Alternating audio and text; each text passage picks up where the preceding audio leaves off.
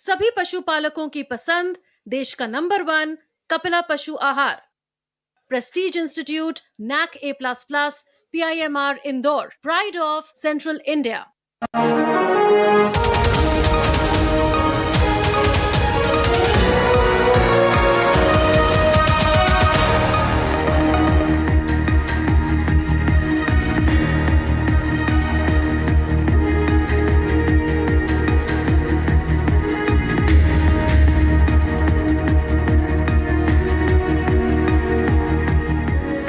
नमस्कार, मैं हूं सुधीर चौधरी और डीडी न्यूज पर इस नए शो डिकोड में आपका स्वागत है। आज सबसे पहले हम आपको यह दिखाएंगे कि आईपीएल में आरसीबी की जीत का जश्न कैसे मौत के मातम में बदल गया। यह आरसीबी का पहला आईपीएल खिताब था, लेकिन उसकी खुशी 24 घंटे में ही गम में बदल गई। बेंगलुरु के जिस स्टेडियम में जीत का जश्न मनाया जाना था, वहां लाखों लोग पहुंच गए, जिससे भगदड़ मच गई और इसमें 11 लोगों की मौत हो गई। भीड़ और भगदड़ से भारत का बड़ा पुराना रिश्ता रहा है। हमारे देश में लाखों की भीड़ अक्सर इकट्ठा हो जाती है, लेकिन उसके लिए न तो पर्याप्त जगह होती है और न ही इंतजाम होते हैं। और भारत में इस तरह की घटनाएं होती रहती हैं, चाहे स्टेडियम हो, आश्रम हो, थिएटर हो, रेलवे स्टेशन हो, फिर भी हमारे देश का प्रशासन और हमारे देश की अलग अलग सरकारें इससे सीख नहीं लेती। इसके बाद हम आपको दुनिया के सबसे ऊंचे रेल ब्रिज पर लेकर चलेंगे और यह पुल भारत के ही जम्मू कश्मीर राज्य में है। चिनाब नदी पर बने इस पुल के जरिए भारत ने पाकिस्तान के बारूद का जवाब इस ब्रिज से दिया है। यानी जिस इलाके में पाकिस्तान आतंकवाद फैलाना चाहता है, वहां भारत का जवाब जो है, भारत उसका जवाब विकास से दे रहा है।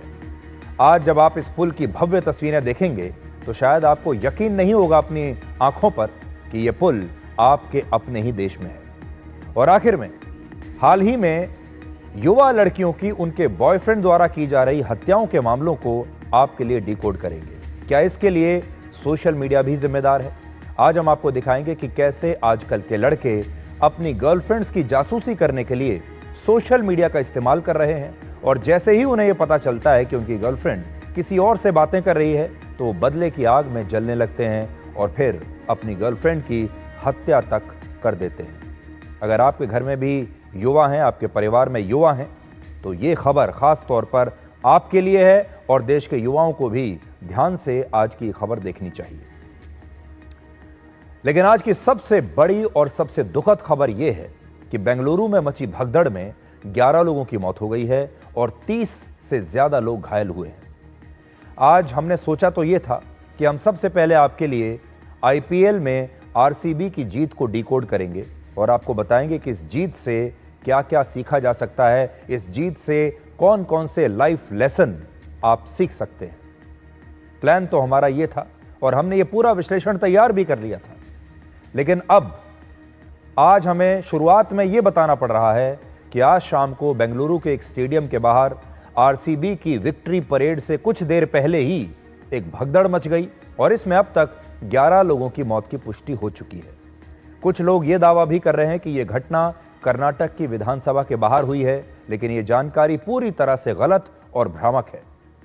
सच यह है कि बेंगलुरु में विधानसभा के परिसर में आरसीबी के सभी खिलाड़ियों को कर्नाटक के मुख्यमंत्री सिद्धारमैया और उप मुख्यमंत्री डीके शिवकुमार ने सम्मानित तो किया था, लेकिन यह भगदड़ विधानसभा के बाहर नहीं हुई।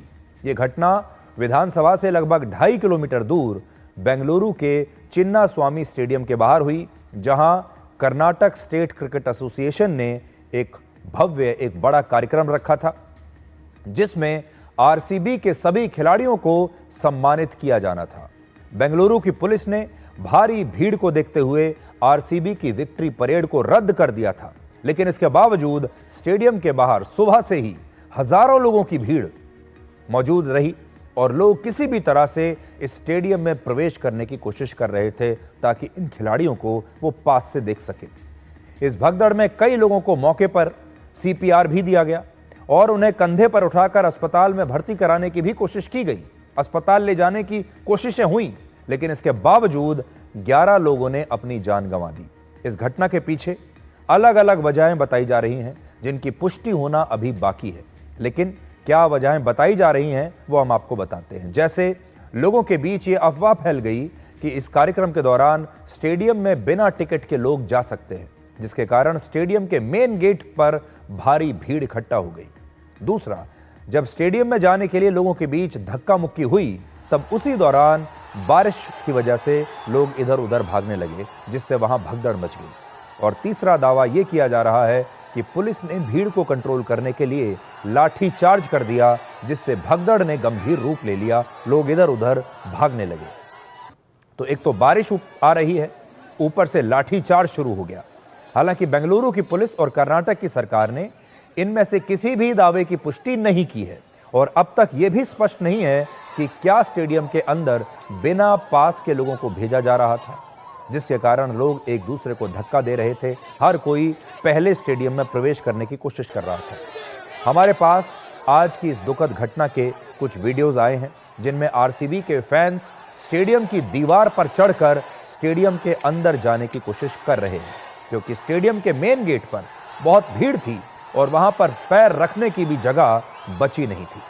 सबसे पहले आप इस घटना के समय की ये सारी तस्वीरें आज देखिए और ये सुनिए कि वहां घटना के दौरान मौजूद लोगों ने अपनी आंखों से क्या देखा।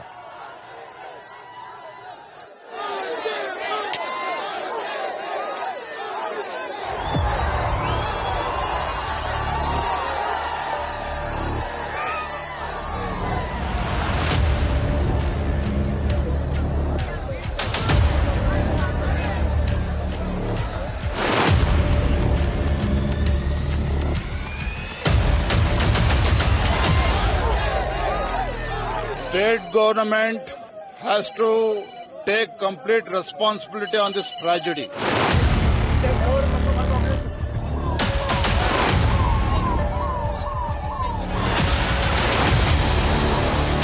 The exact number is not been still this one. It's been really crowded. We do have tickets, but then since there was a lot of stampedes and all that happening, they didn't let us go inside. And now we're not even inside and not even able to go back. So we're just stuck. ये राज्य प्रायोजित हत्या है। फिर politicise करने की बात है।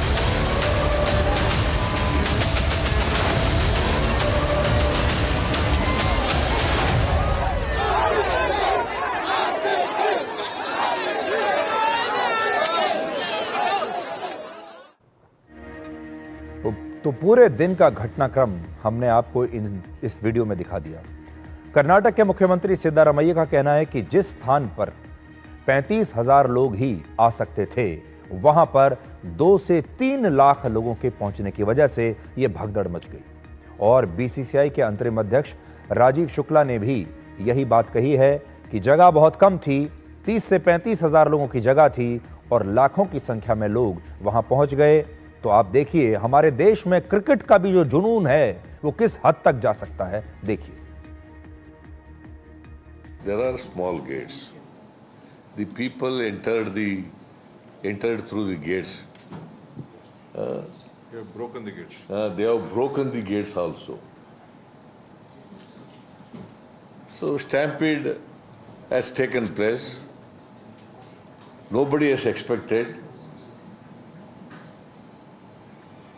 so much of crowd will come, because the capacity of the stadium is only 35,000 people.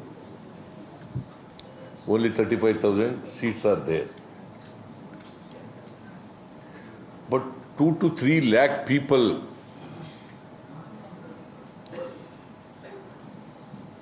have come to participate in the celebration. भीड़ बहुत ज्यादा हो गई थी, अचानक इस कार्यक्रम को आयोजित किया गया। उसकी और ये अंदाजा किसी को नहीं था। फ्रेंचाइजी से मेरी बात हुई, फ्रेंचाइजी भी कहना उनको भी अंदाजा नहीं था कि इस तरह भीड़ उमड़ पड़ेगी।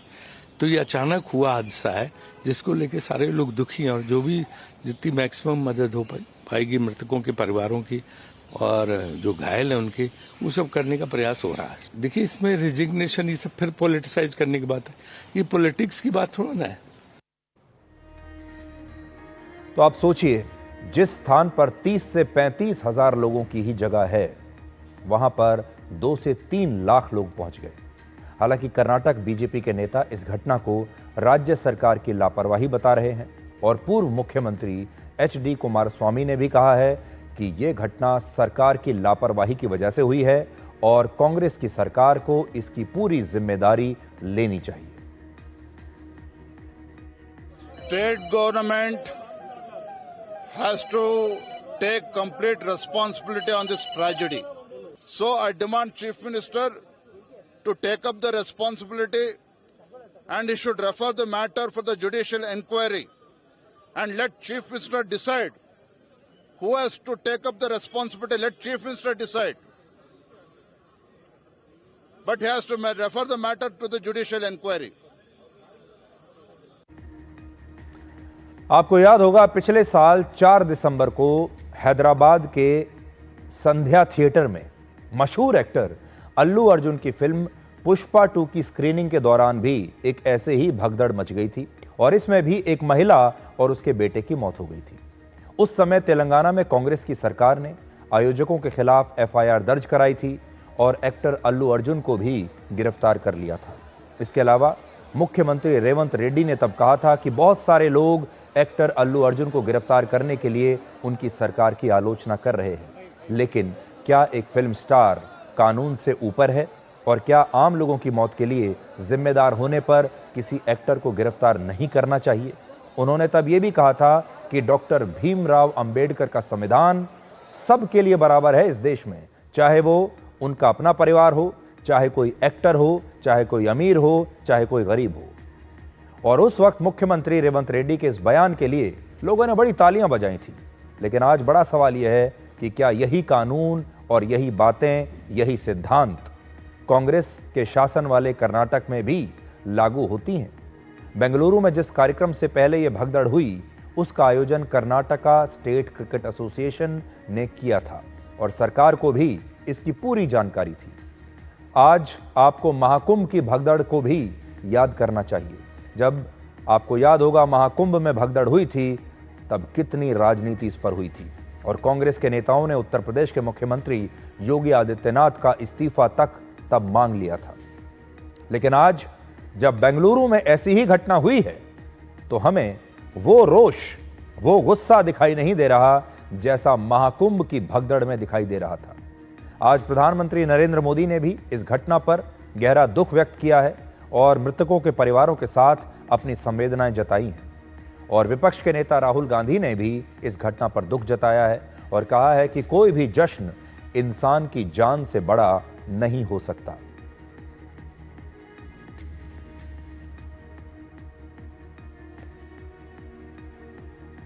आज एक बड़ा सवाल यह भी है कि हमारे देश में जो आम लोग अपने वोट की ताकत से सरकारों को चुनते हैं, उन आम लोगों को भगदड़ की इतनी दर्दनाक मौत क्यों मिलती है?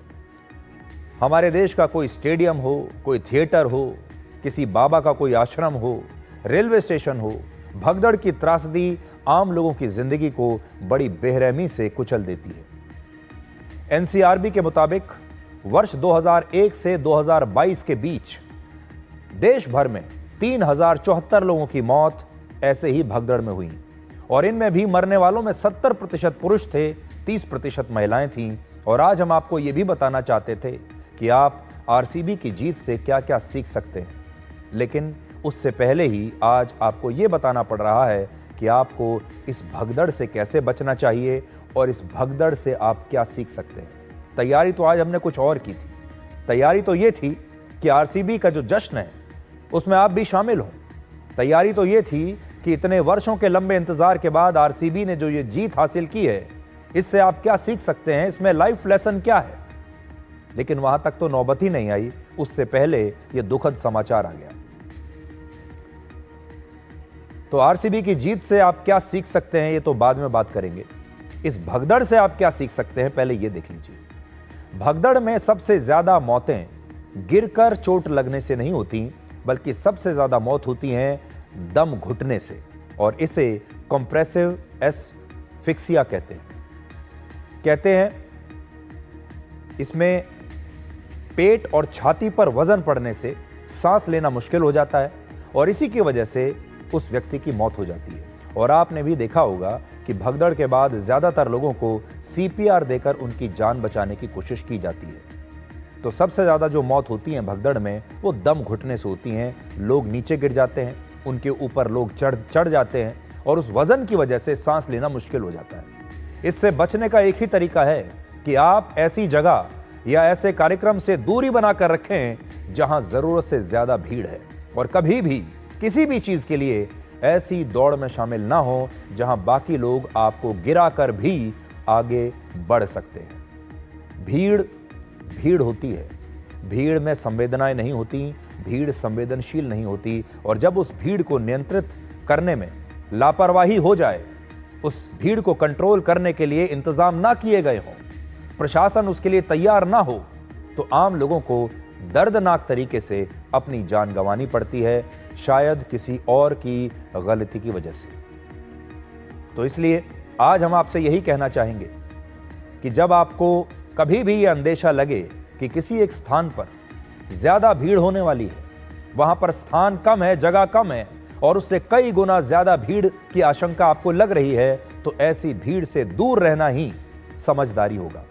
ऐसी भीड़ में अगर आप ये सोचेंगे कि वहां पर इंतजाम बहुत अच्छे हो जाएंगे और कोई आपको बचा लेगा, तो शायद ये आपकी एक गलतफहमी है।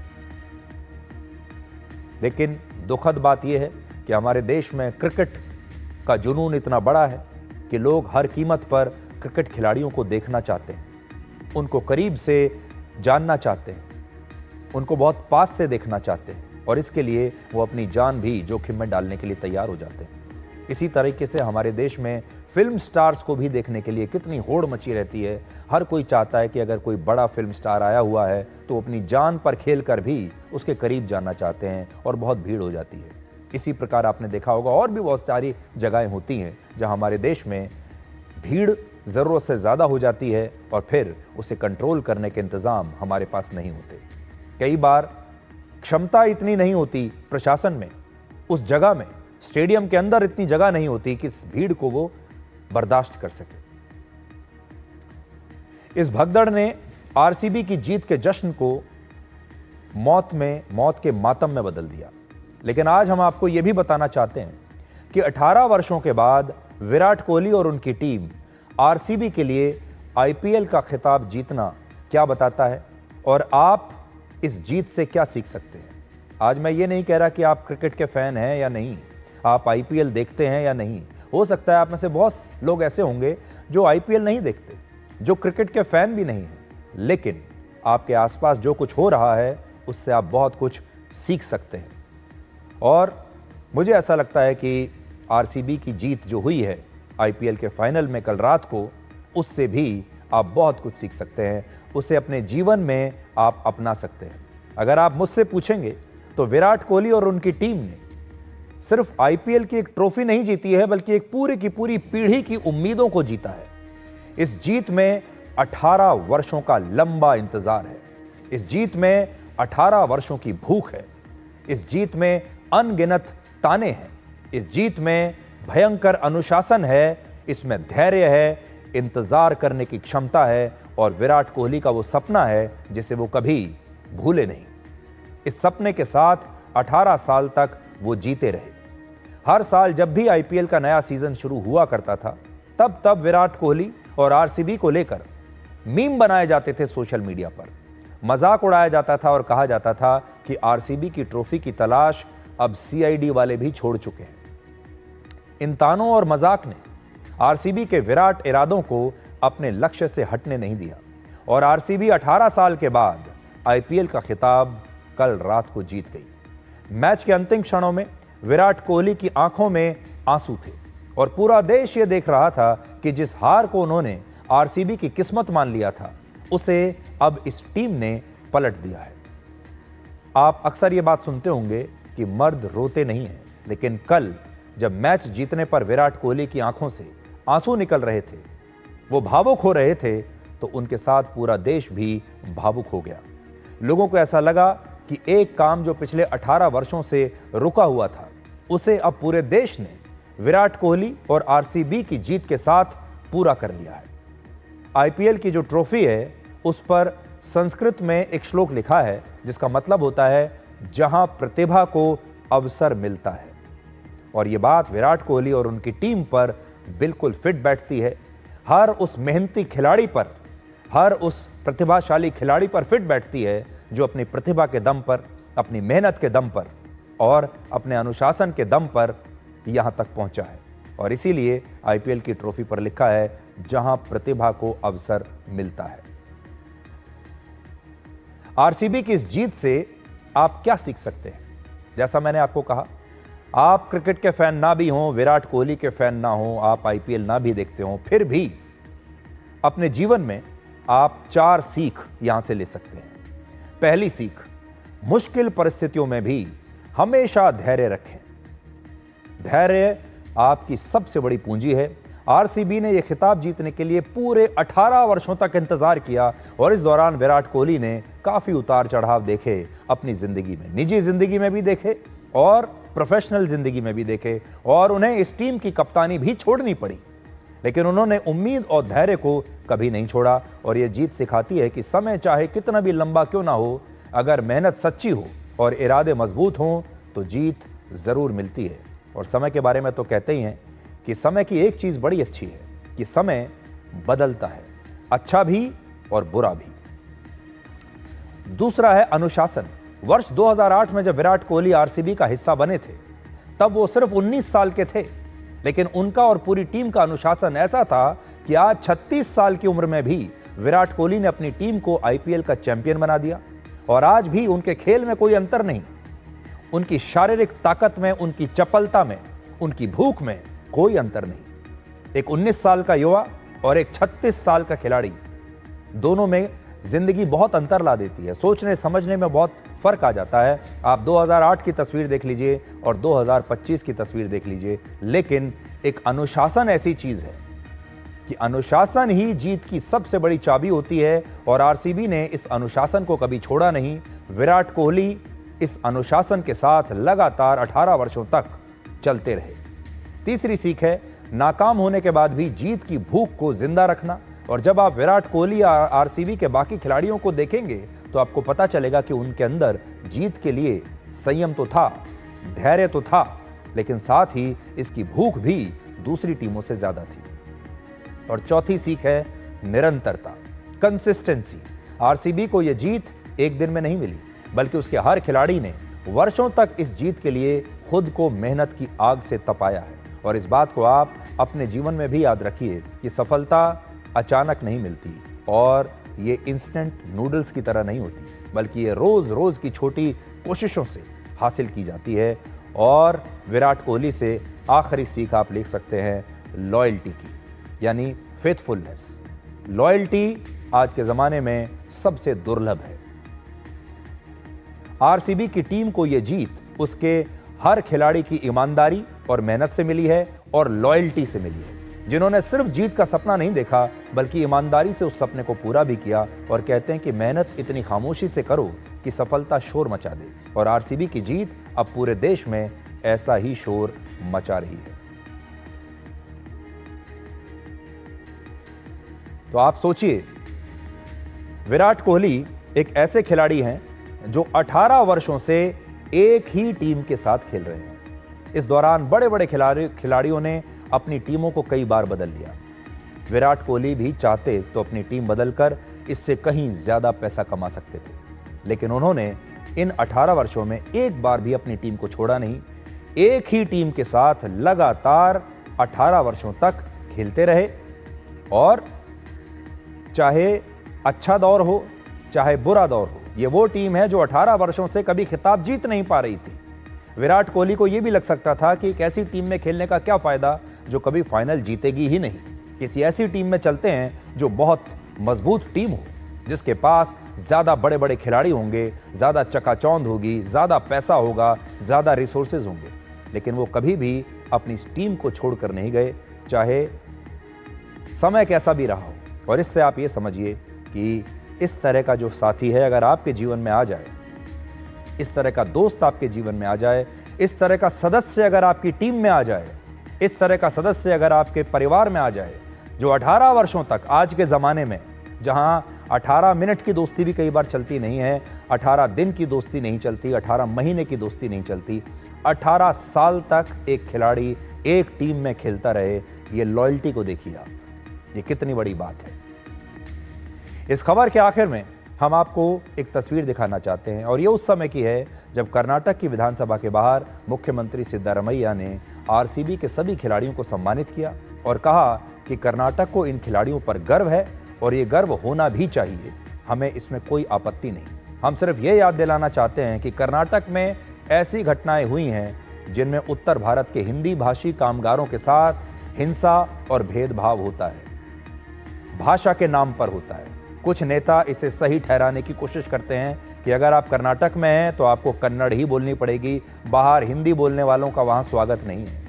आज यहां से एक चीज और देखिए, आज हमारा सवाल ये है, अगर आरसीबी की टीम में मौजूद उत्तर भारत के हिंदी भाषी राज्यों के खिलाड़ियों का इस तरह से सम्मान अगर हो सकता है तो फिर उत्तर भारत से कर्नाटक में आने वाले कामगारों के साथ ऐसा दुर्व्यवहार क्यों होता है। आरसीबी की जिस टीम को कर्नाटक की सरकार ने आज सम्मानित किया, उनमें सिर्फ एक खिलाड़ी कर्नाटक से था, बाकी सारे खिलाड़ी दिल्ली से, मध्य प्रदेश से, गुजरात से, उत्तर प्रदेश से और महाराष्ट्र से थे या फिर दूसरे देशों से थे। जिस तरह खिलाड़ी अपने प्रोफेशन के लिए अपने राज्यों से, अलग अलग राज्यों से कर्नाटक में खेलने के लिए आ जाते हैं और वहां उन्हें इतना प्यार मिलता है, ठीक वैसे ही क्या उन लोगों को भी कर्नाटक में वही प्यार, वही सम्मान नहीं मिल सकता जो काम करने के लिए अपने अपने घरों को छोड़कर, अपने राज्यों को छोड़कर कर्नाटक में आते हैं। तो आज आप देख लीजिए, आरसीबी में एक खिलाड़ी कर्नाटक का है और बाकी सारे बाहर से हैं और फिर भी वो बेंगलुरु के लिए, कर्नाटक के लिए, कर्नाटक के क्रिकेट फैंस के लिए कितनी मेहनत कर रहे हैं और आखिरकार 18 वर्षों की मेहनत के बाद आज वो आईपीएल की ट्रॉफी कर्नाटक के इन्हीं लोगों के लिए लेकर आए हैं और इनमें से ज्यादातर कन्नड़ नहीं जानते। अब हमारा आपसे एक और सवाल यह है कि कल्पना कीजिए, आज अगर कोई यह कहे कि आईपीएल के फाइनल में विराट कोहली आउट हो गए थे या आरसीबी के तो 9 विकेट गिर गए थे और इसलिए इसे आरसीबी की जीत नहीं माना जाएगा, तो आप क्या कहेंगे? आज जब हम बात कर रहे हैं, आप और हम और पूरा देश, तो हम आरसीबी की जीत की बात कर रहे हैं। इस दौरान हम ये नहीं देख रहे कि आरसीबी के कितने विकेट गिरे, विराट कोहली ने कितने रन बनाए, क्योंकि जीत जीत होती है। इस वक्त हमारे देश के कुछ लोग भारत के साथ भी यही कर रहे हैं और वो कह रहे हैं कि युद्ध में अगर भारत का थोड़ा बहुत नुकसान हुआ भी है तो यह युद्ध भारत जीता नहीं है। वो भारत से ये कह रहे हैं, भारतीय सेना से ये कह रहे हैं कि आप जीते नहीं हैं क्योंकि आपकी विकेटें गिर गई। पहले आप ये बताइए कि आपकी विकेट कितनी गिरी, फिर हम तय करेंगे कि आप जीते या नहीं। पहले ये बताइए कि आपका नुकसान कितना हुआ, फिर तय करेंगे कि भारतीय सेना जीती या नहीं। भारत के chief of defence staff general Anil Chauhan ने भी बिल्कुल यही बात कही है और उनका ये बयान आज पूरे देश को बहुत ध्यान से सुनना चाहिए। You know, when I was asked about losses on our side, I said these are not important. The results and how you act is important. So it would be not very correct to talk about losses, means numbers, etc. But suppose you go on in a test match, cricket test match, and you win by innings defeat. Then there's no question of how many wickets and how many balls and how many players. It's an innings kind of defeat.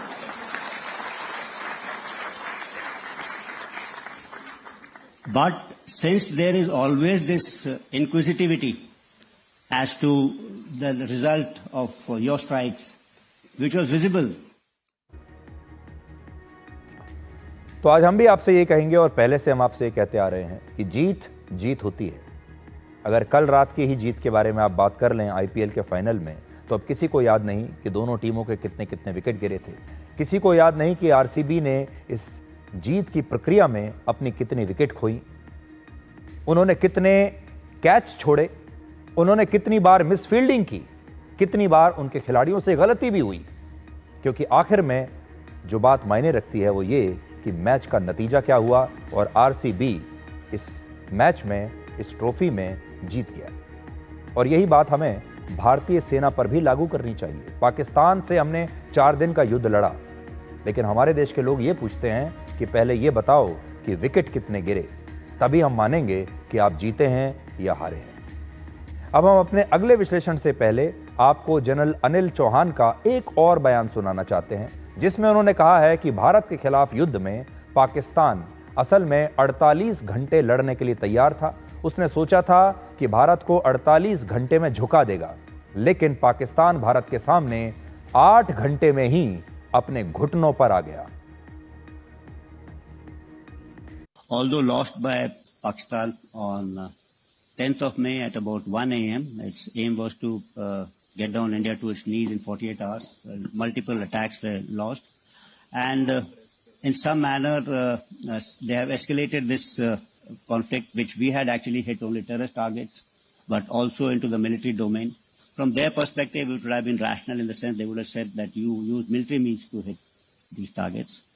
But it was also rational on their part, operation which they thought they'll continue for 48 hours, folded up in about 8 hours.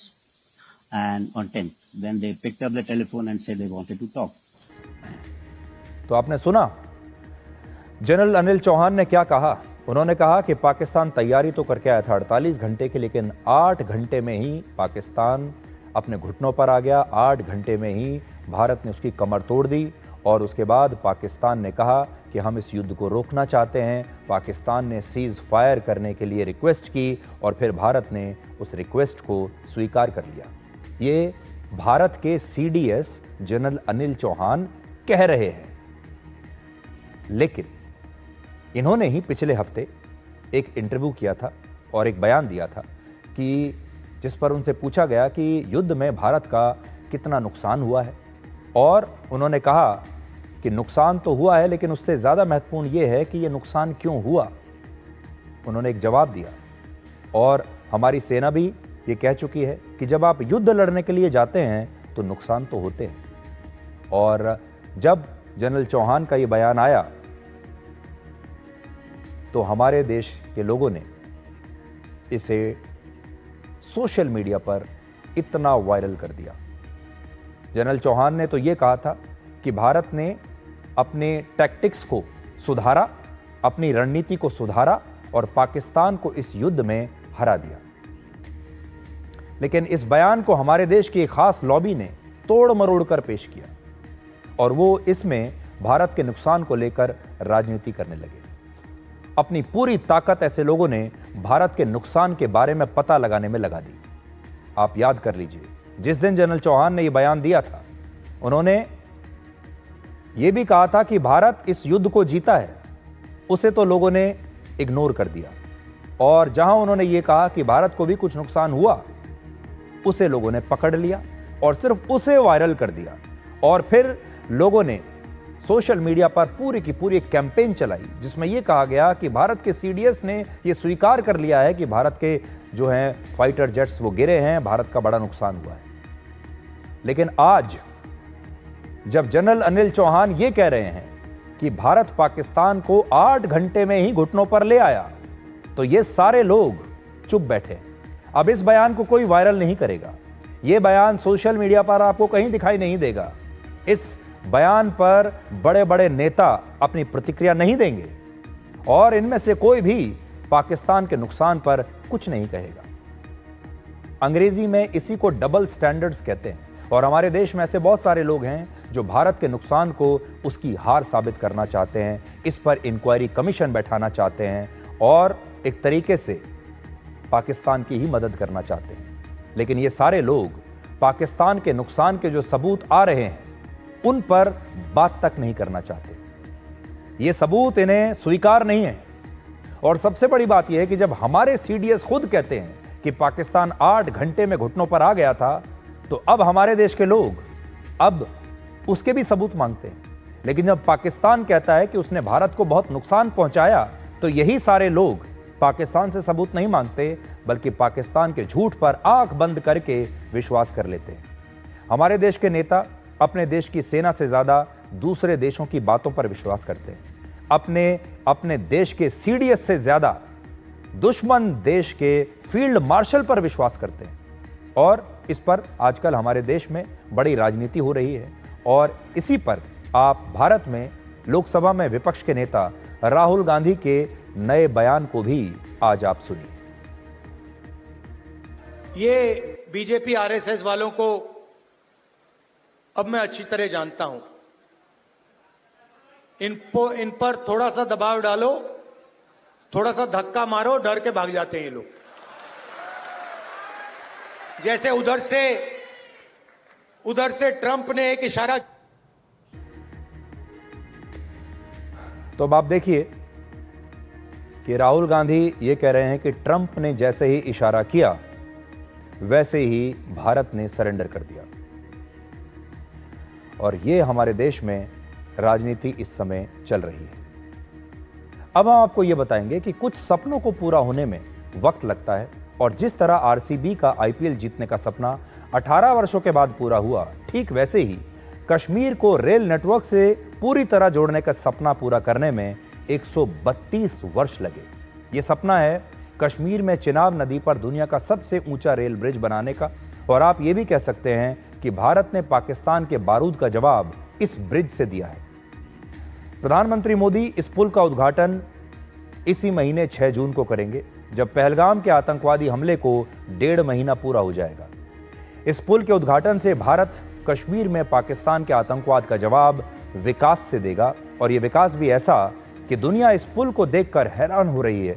और इस पुल की ऊंचाई Chenab river bed से 359 metre है और लंबाई है 1315 metre, और दुनिया का सबसे ऊंचा रेल ब्रिज इसे बताया गया है, जो पेरिस के आईफिल टावर से भी 35 मीटर ऊंचा है, और दिल्ली के कुतुब मीनार से यह ब्रिज 287 मीटर यानी 5 गुना ऊंचा है। प्रधानमंत्री मोदी 6 जून को वंदे भारत ट्रेन को भी हरी झंडी दिखाएंगे, जो इसी रेल ब्रिज से गुजरते हुए कटरा से श्रीनगर तक जाएगी, और कश्मीर तक के लिए यह पहली ट्रेन होगी जो कटरा से श्रीनगर तक के सफर को 3 घंटे कम कर देगी। चिनाब ब्रिज से न सिर्फ यह यात्रा बहुत आसान होगी, बल्कि सामरिक रूप से भी यह बहुत महत्वपूर्ण है। यह ब्रिज पाकिस्तान के खिलाफ भारत को सीमा के क्षेत्रों में एक बढ़त दिलाएगा, और पाकिस्तान अब इसलिए भी परेशान है कि इस पुल के बन जाने से कश्मीर के लोगों को फायदा होगा, और वो दुनिया में कश्मीर पर अपना झूठा नैरेटिव अब नहीं फैला पाएगा। पाकिस्तान चाहता है कि इस इलाके में आतंकवाद फैले, और भारत उसका जवाब दे रहा है विकास से। यह पुल भारत की इंजीनियरिंग का बेमिसाल नमूना है, और इसे इस प्रकार से डिजाइन किया गया है कि 266 किलोमीटर प्रति घंटे की रफ्तार से चलने वाली हवा भी इसका कुछ बिगाड़ नहीं पाएगी, और पुल जोन 5 के भूकंप को भी सह सकता है। तो आप देखिए इस पुल की जो खासियत है। इस पुल की तस्वीर को मैं आपको दिखाता हूं एक बड़ी स्क्रीन पर, ताकि आप देख पाएंगे कि यह पुल कैसा है।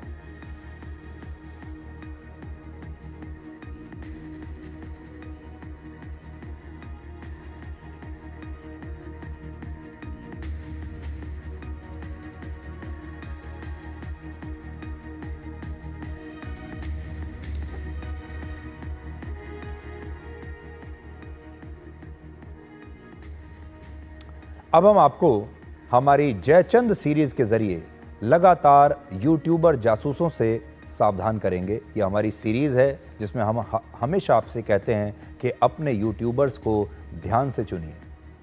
भारत में रहकर पाकिस्तान के लिए जासूसी करने वाले जयचंदों की लिस्ट लंबी होती जा रही है। पिछले 36 घंटों में पंजाब से 2 लोगों को पाकिस्तान के लिए जासूसी करने में गिरफ्तार किया गया है, जासूसी करने के आरोप में। अब पंजाब पुलिस ने जसबीर सिंह को गिरफ्तार किया है। और जसबीर सिंह कौन है? जसबीर सिंह जान महल नाम का एक यूट्यूब चैनल चलाता है, और इस यूट्यूब चैनल पर उसके 10 लाख से ज्यादा फॉलोअर्स हैं। पंजाब पुलिस ने यह जानकारी दी कि जसबीर सिंह पाकिस्तानी खुफिया एजेंसी ISI के एजेंट शाकिर उर्फ जट रंधावा के संपर्क में था, और जसबीर 3 बार पाकिस्तान भी जा चुका है। 2020, 2021 और 2024 में इसने पाकिस्तान का दौरा किया था। जसबीर जासूसी के आरोप में गिरफ्तार की गई ज्योति मल्होत्रा के भी संपर्क में था, और आपको हमने पहले दिखाया था कि ज्योति मल्होत्रा किस तरह से पाकिस्तान उच्चायोग के संपर्क में थी। हमने आपको पाकिस्तान उच्चायोग के अधिकारी एहसान उर्फ रहीम उर्फ दानिश और ज्योति मल्होत्रा की तस्वीरें भी दिखाई थी। जसबीर भी पाकिस्तानी उच्चायोग के उस पार्टी में गया था जिसमें ज्योति मल्होत्रा शामिल हुई थी। आप इन तस्वीरों में ज्योति मल्होत्रा, जसबीर और दानिश को देख पाएंगे। जसबीर भी ज्योति मल्होत्रा की तरह फेमस यूट्यूबर बनना चाहता था, अपने फॉलोअर्स को बढ़ाना चाहता था, ज्यादा से ज्यादा लाइक्स पाना चाहता था, लेकिन उसने इसके लिए देश से गद्दारी का रास्ता चुना। और इसलिए आज हम आपको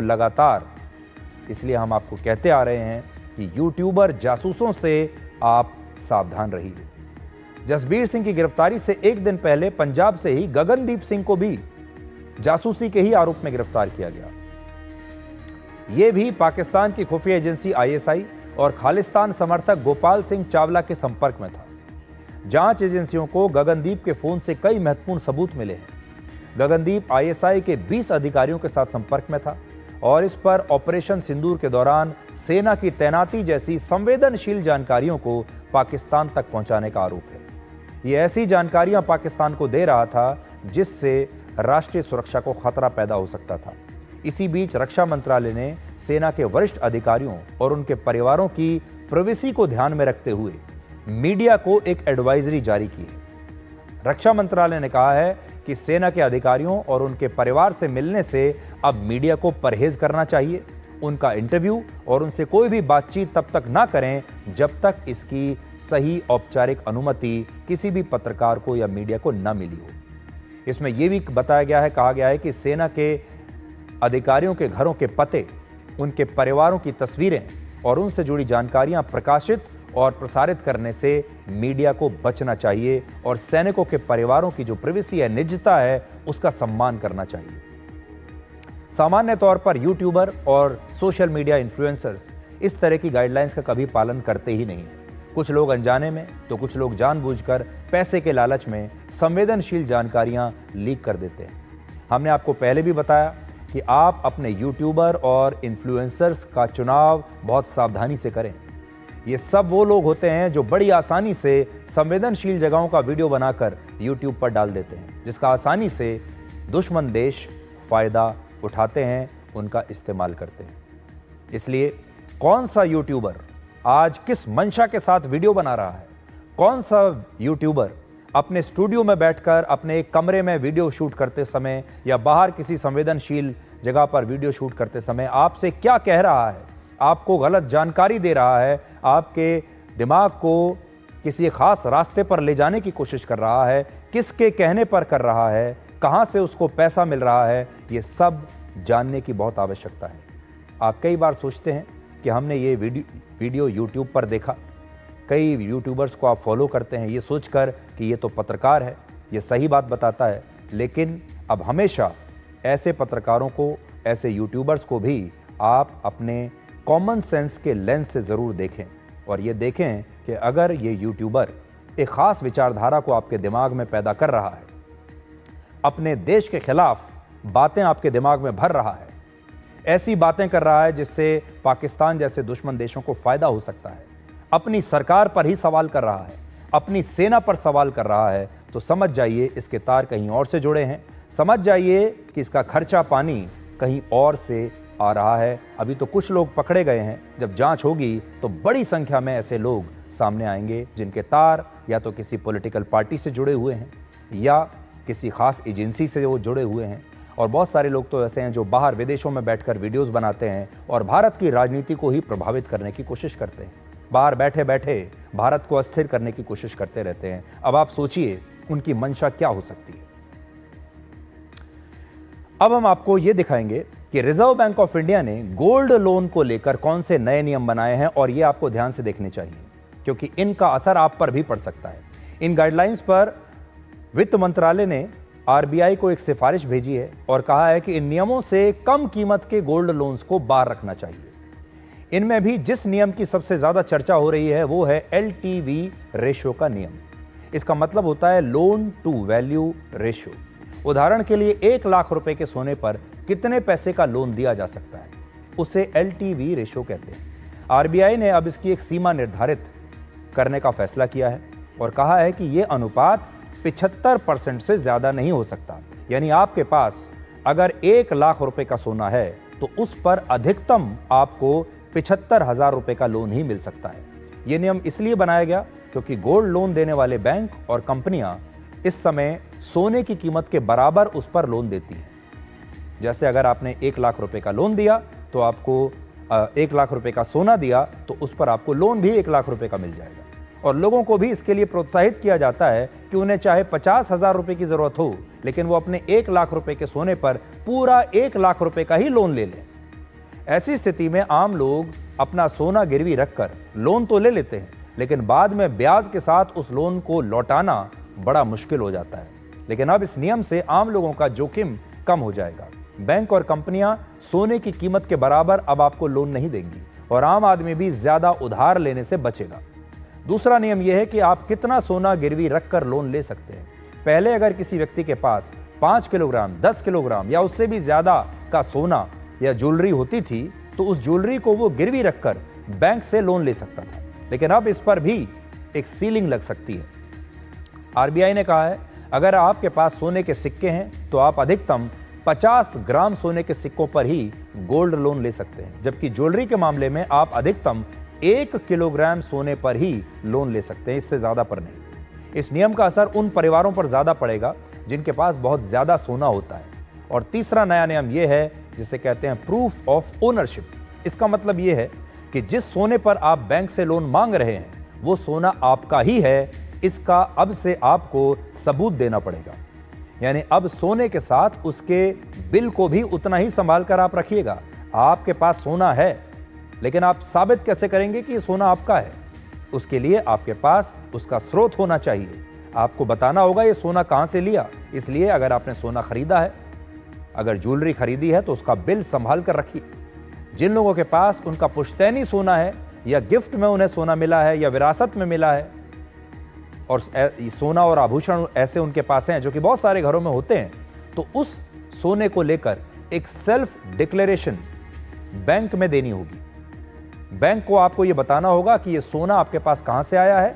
लिखकर आपको बताना पड़ेगा कि यह मेरा पुश्तैनी सोना है, यह मुझे गिफ्ट में मिला है, यह मुझे विरासत में मिला है। यह आपको सेल्फ डिक्लेरेशन देना पड़ेगा। यह नियम इसलिए जरूरी है क्योंकि कई बार काले धन को सोने में बदला जाता है और उस सोने पर लोन लेने की कोशिश होती है, जिसे मनी लॉन्ड्रिंग भी आप कह सकते हैं। तो वो सारे लोग जिनके पास ब्लैक मनी है वो उसका सोना ले लिया करते थे और सोने को फिर बाजार में बेच दिया करते थे या सोने पर लोन लेते थे। अब उनको मुश्किल आ जाएगी। चौथा नियम है लोन की कीमत कैसे तय होगी। जैसे अभी बहुत सारे बैंक और गोल्ड देने वाली कंपनियां आपको ये बताती हैं कि आप जो सोना गिरवी रखना चाहते हैं वो 24 कैरेट का है, 22 कैरेट का है, 20 का है या 18 कैरेट का है। ऐसा करके कई बार आपके सोने की वैल्यूएशन बढ़ाई जाती है, जिससे आप ज्यादा लोन ले सकें और ज्यादा लोन लेकर ज्यादा ब्याज चुकाएं। तो हमेशा याद रखिए, ये सारी कंपनियां, प्राइवेट बैंक, प्राइवेट कंपनियां जो गोल्ड लोन देती हैं, इनकी कोशिश है कि आप ज्यादा से ज्यादा लोन लें, क्योंकि जितना ज्यादा आप लोन लेंगे उनको ब्याज भी उतना ही ज्यादा मिलेगा। लेकिन अब इसे लेकर भी नया नियम बनाया गया है। इसके तहत अब बाजार में 22 कैरेट के सोने का जो भाव चल रहा है उसी के आधार पर आपके सोने की वैल्यूएशन निकालकर उस पर लोन दिया जाएगा। और पांचवा नियम है फुल डिस्क्लोजर एग्रीमेंट का। अब जिस सोने पर आपको लोन मिला है उस सोने का वजन, उसका डिस्क्रिप्शन और लोन नहीं चुकाने पर उस सोने की नीलामी को लेकर सारी शर्तें पहले से लिखनी होंगी और इनके बारे में ग्राहकों को बताना होगा। आरबीआई ने यह भी कहा है कि ऐसे मामलों में सोने की नीलामी भी एक निश्चित राशि से कम में नहीं होगी। और आखिरी नियम है यूज मॉनिटरिंग का। इसके तहत अब आपको गोल्ड लोन लेते समय खास तौर पर यह बताना होगा कि आप ये लोन ले क्यों रहे हैं, इस लोन का क्या करेंगे आप, और इन पैसों का इस्तेमाल आप कहां कहां पर करने वाले हैं। ये नियम अभी लागू नहीं हुए हैं, लेकिन आरबीआई चाहता है कि अगले साल से इन नियमों का पालन शुरू हो जाए। आरबीआई ये नियम इसलिए लाया क्योंकि अब गोल्ड लोन्स की मांग बढ़ रही है और गोल्ड लोन्स खराब लोन्स में भी तेजी से तब्दील हो रहे हैं। एक साल पहले अप्रैल 2024 तक बैंकों में सोने के आभूषण गिरवी रखकर 1,01,000 करोड़ रुपए का लोन लिया गया था, लेकिन अब अप्रैल 2025 में यही राशि बढ़कर 2,23,000 करोड़ रुपए तक पहुंच गई है और इसमें 120% की वृद्धि हुई है। गोल्ड लोन देने वाली प्राइवेट कंपनियों के गोल्ड लोन में भी 6 महीने में 14% की वृद्धि हुई है और इन कंपनियों में भी हमारे देश के लोग अपनी गोल्ड ज्वेलरी गिरवी रखकर 74,000 करोड़ रुपए का लोन ले चुके हैं। और गोल्ड लोन की ये मांग 2 वजहों से बढ़ी। पहला, गोल्ड लोन में किसी भी व्यक्ति का क्रेडिट स्कोर और सिबिल स्कोर देखा नहीं जाता। अगर आपका सिबिल स्कोर बेकार है तब भी आपको लोन मिल जाएगा। और अगर आपके पास सोना है तो आपको उस सोने पर अलग अलग ऑफर्स के साथ आसानी से लोन मिलता है। दूसरा, अगर लोग इस लोन को चुका नहीं पाते तो इसका उन पर कोई ज्यादा दबाव नहीं आता।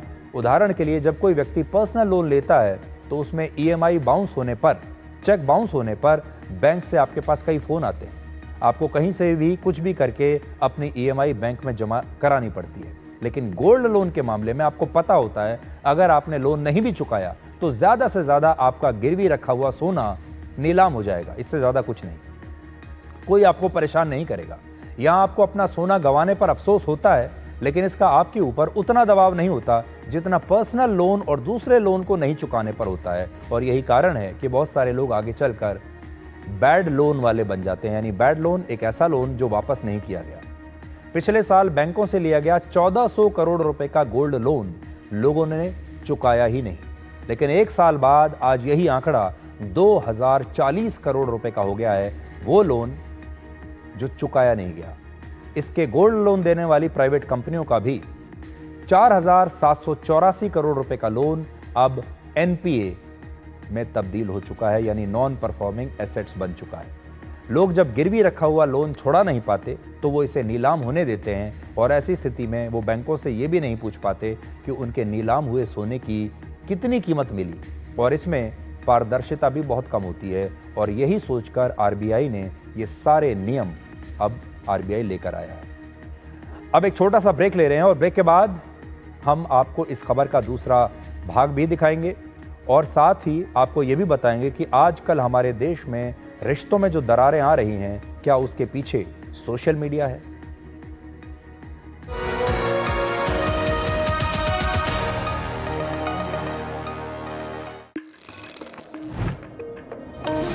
कौन है जो देश की वायरिंग को सेफ बनाता है? कौन है जो देश की वायरिंग को इको फ्रेंडली बनाता है? कौन है जो जोड़े देश को?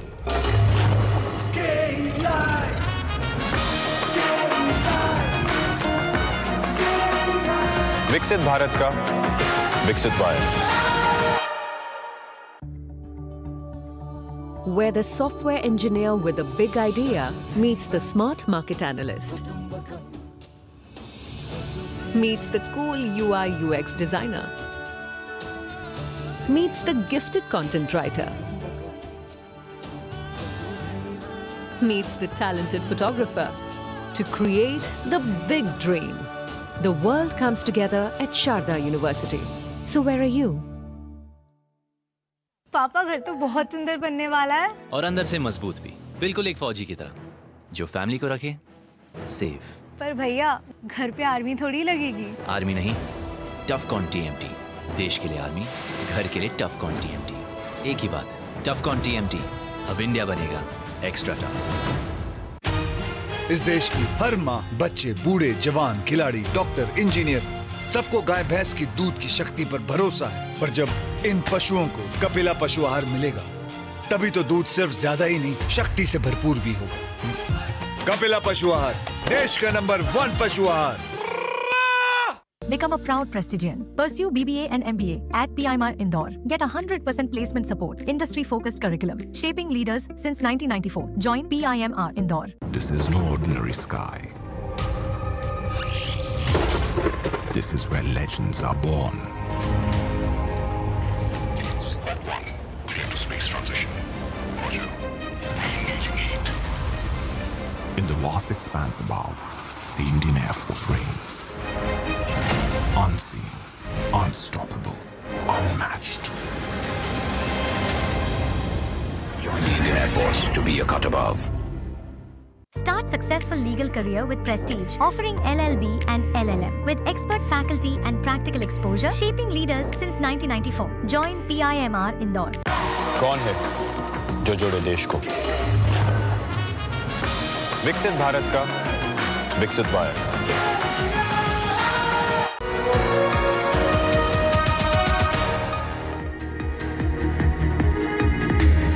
और अब आज का आखिरी विश्लेषण। किसी भी रिश्ते में भरोसा उसकी सबसे मजबूत कड़ी है, लेकिन शक एक ऐसा दीमक है जिससे मजबूत से मजबूत रिश्ता बिखर जाता है। लेकिन क्या सोशल मीडिया आपसी रिश्तों में शक को बढ़ा रहा है? क्या सोशल मीडिया आपसी रिश्तों को टॉक्सिक बना रहा है, जहरीला बना रहा है?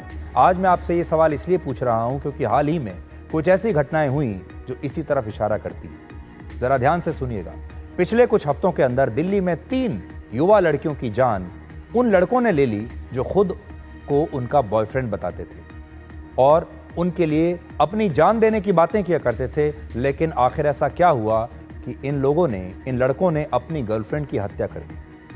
आज हम देश की राजधानी दिल्ली में रिश्तों पर सोशल मीडिया के लगते ग्रहण को डिकोड करेंगे। 1 जून को दिल्ली के जहांगीरपुरी में रहने वाली 18 साल की महक जैन की उसके 18 साल के ही बॉयफ्रेंड ने हत्या कर दी।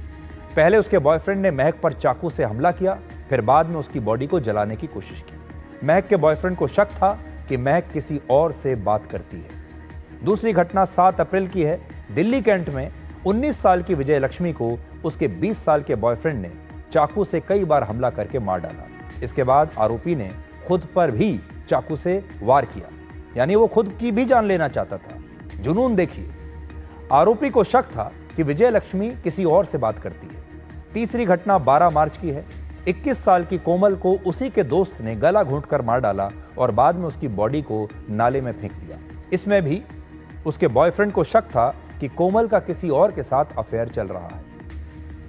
इन तीनों ही हत्याओं में एक बात कॉमन है, अपनी गर्लफ्रेंड पर शक। और इसके पीछे है सोशल मीडिया जो आपसी रिश्तों में जहर घोल रहा है। सोशल मीडिया रिश्ते में जुनून पैदा करने के लिए एक ईंधन का काम करता है। दरअसल आज सोशल मीडिया शक को ईंधन देने वाला एक हथियार बन गया है। स्नैपचैट, इंस्टाग्राम, व्हाट्सएप, फेसबुक जैसे सोशल मीडिया प्लेटफॉर्म्स अपने पार्टनर, अपने दोस्त या अपनी गर्लफ्रेंड पर नजर रखने के आधुनिक औजार बन गए हैं। कौन कहां है, किसके साथ है, किसकी तस्वीर और पोस्ट को लाइक कर रहा है, इन सारी बातों पर आसानी से नजर रखी जा सकती है सोशल मीडिया के जरिए। और इन सोशल मीडिया प्लेटफॉर्म्स की वजह से अब किसी पर नजर रखना, किसी को ट्रैक करना बहुत आसान हो गया है।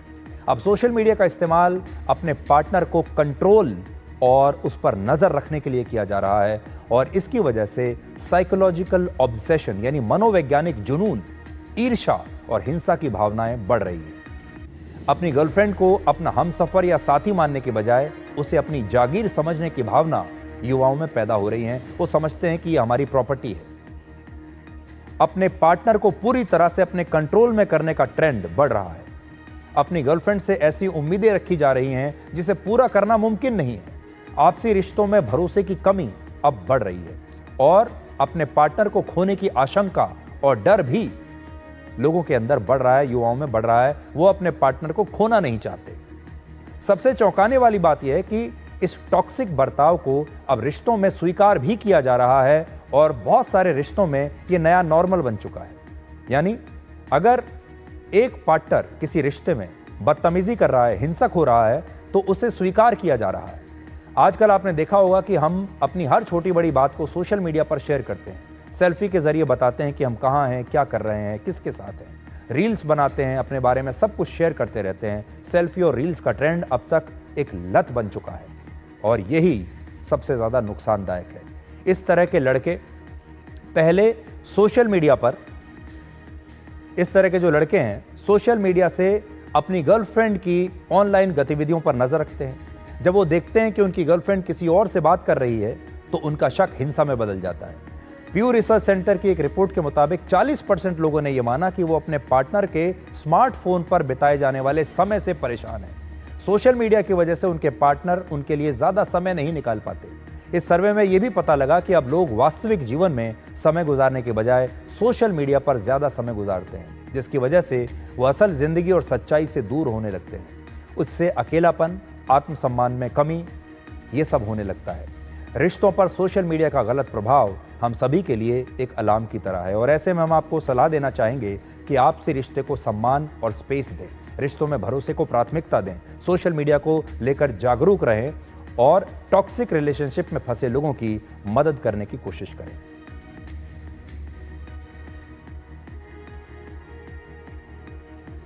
ये एक ऐसा विषय है जो आजकल हमारे युवाओं को बहुत परेशान कर रहा है। इस पर आगे भी हम बात करते रहेंगे। तो आज के लिए डिकोड में इतना ही। अब आपसे हमारी अगली मुलाकात होगी कल रात 9 बजे। तब तक आप खुश रहिए, सुरक्षित रहिए, स्वस्थ रहिए। और जीवन का कड़वा सच ये है कि आंसुओं का कोई रंग नहीं होता, और जब ये आते हैं तब कोई संग नहीं होता। नमस्कार।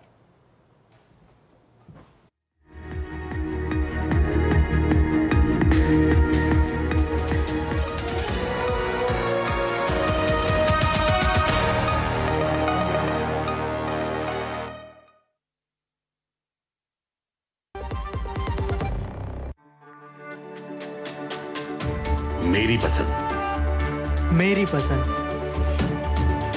मेरी पसंद, मेरी पसंद, हमारी पसंद, हम सबकी पसंद। मजबूत देश का मजबूत सरिया हो गया स्टील।